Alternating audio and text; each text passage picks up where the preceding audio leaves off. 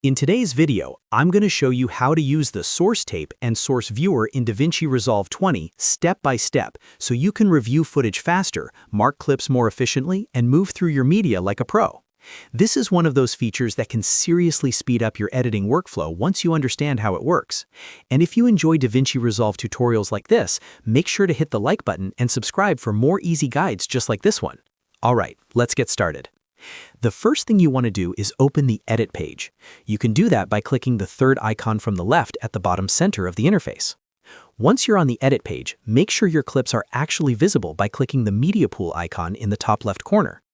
This is important because the source viewer works hand in hand with the clip sitting inside your media pool.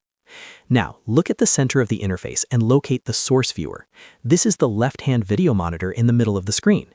It's where you'll preview clips before placing them on your timeline. If you double-click any clip in the media pool, that clip will load into the source viewer. This lets you inspect the clip, check the contents, and set up markers and edits before you ever add it to the timeline. Now here's where things get even more useful. At the top left of the source viewer, you'll see the source tape icon. Click that to toggle from a single clip view into source tape mode. When source tape is enabled, DaVinci Resolve will treat all the clips in the current bin like one continuous tape, which makes it much easier to skim through a large group of clips without opening each one individually. This is perfect for quickly finding usable moments, B-roll, or the exact shot you need. To move through the source tape, you can drag the playhead or use the J, K, and L keys on your keyboard. J moves backward, K pauses, and L moves forward, so you can scrub through your footage very efficiently. This is a huge time saver when you're reviewing lots of clips.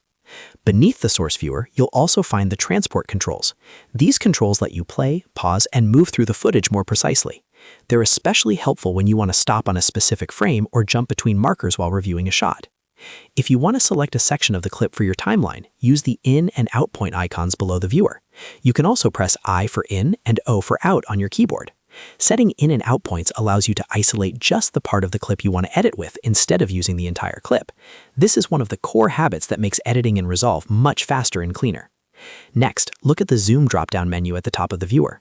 This lets you change the magnification level from Fit to other options like 50% or 100%. If you want to inspect framing or check details more closely, zooming in can be really helpful.